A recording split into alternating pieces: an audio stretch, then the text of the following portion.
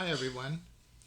This is Jim Pikarski, and I live in Venice, Florida, and give Dharma talks at the Blue Lotus Meditation Center here in Venice. And today I would like to talk about eliminating suffering in life. Now, eliminating suffering as much as we can, anyway. In Buddhism, the Buddha basically left home because he saw that there was a lot of suffering, and his goal was to find a way out of the suffering. And so his whole philosophy and his whole teaching was based upon this. Um, the first noble truth is that life is full of dissatisfaction and suffering, and we cannot find ultimate satisfaction in just the things in life. We need to awaken, and this awakening brings about an end of suffering. So, to really follow this path, we need some faith that it'll work for us. But so some of the teachings help develop this faith. And I think understanding suffering can really help too, because I don't think any of us like to suffer. Um, and I think the other thing about Buddhism is we need to check all this stuff out for ourselves. So it's not about just having faith in terms of belief. You may have a general faith that it's going to work for you, but every single individual thing needs to be checked out for yourself. Um, so you can make a difference, and this is something that Gurdjieff made a difference between conscious suffering and unconscious suffering. Unconscious suffering means that we just suffer. It's really the slow path to awakening. We suffer a lot in our lives, and we don't wake up.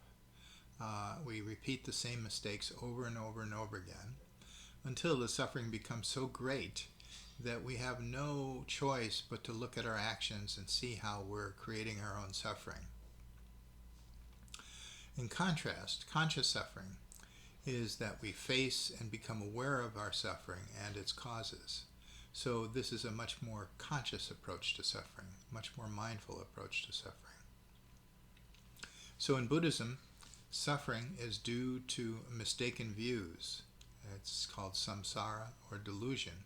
We're thinking about things in the wrong way. We're viewing them in the wrong way. And, I think it's really important that we make a distinction between pain, which is of the body, and suffering, which is of the mind.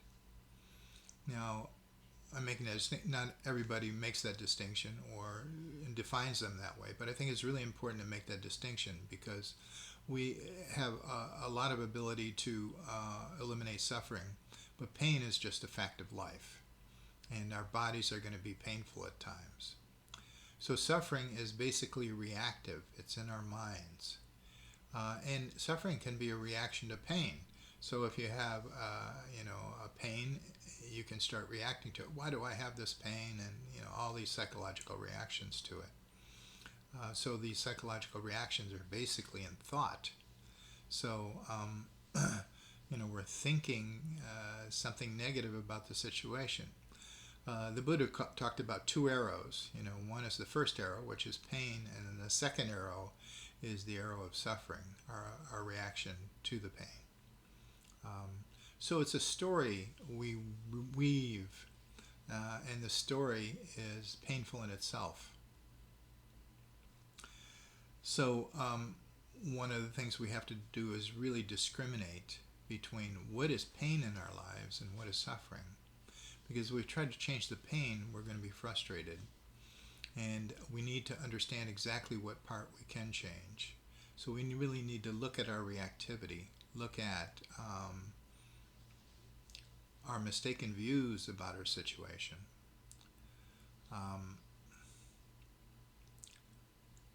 So we can, this can happen on a lot of different levels. On the basic level, we can have pain, and then we react to it psychologically.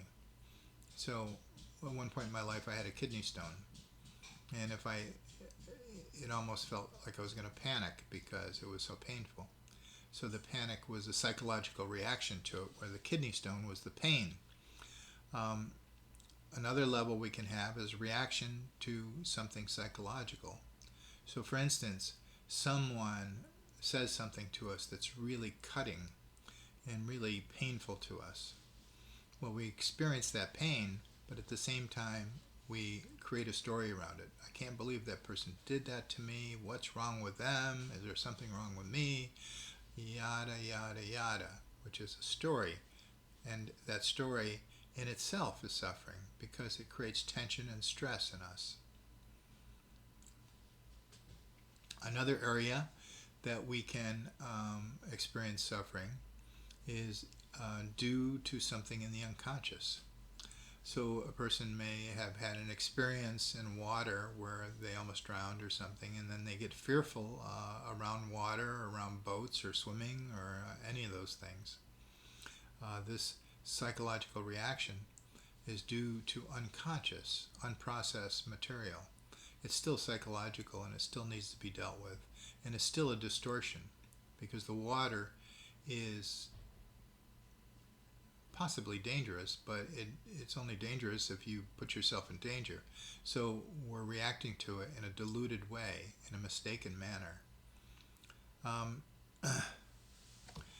There's a teacher, Shinzen Young, he has an interesting saying. He says that suffering equals pain multiplied by resistance.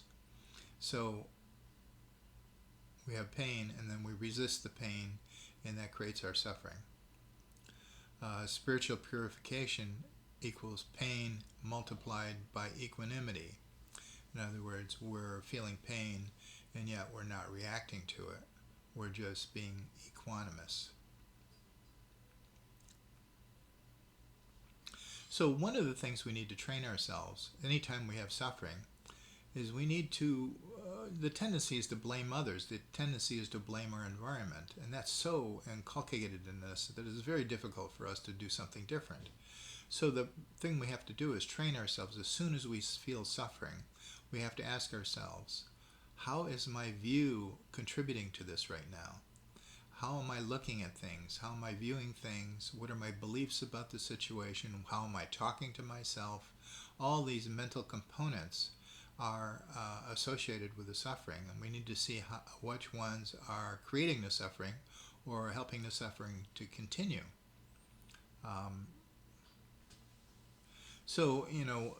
One of the things that helps with this is to really distinguish between thought and feeling too, because our thoughts are the things that cause the problem, our beliefs.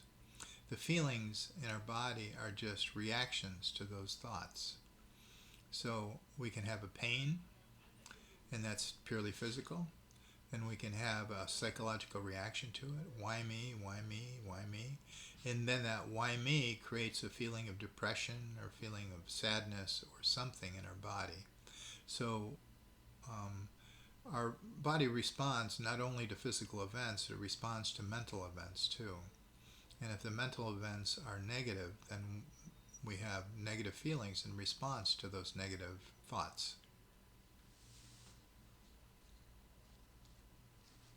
So one thing we want to do is we want to make pain and suffering windows to our learning, and to be able to transform pain so that we can use these circumstances to be able to learn as much about ourselves as possible.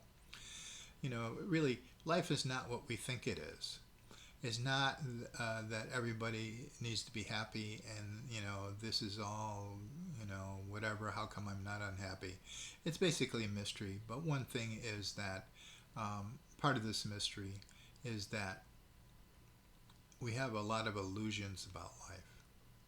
Some of the illusions are that we're here to make money, get married, have kids, and try to be as happy as possible. Well, that's true on the surface, and there's nothing wrong with that. But it goes deeper.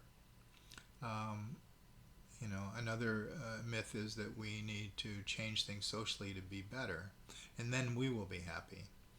Well, there is somewhat truth to that, but it's a relative truth, because basically to be happy, we can be happy anytime if we really look at ourselves, if we really start examining how we create our own pain.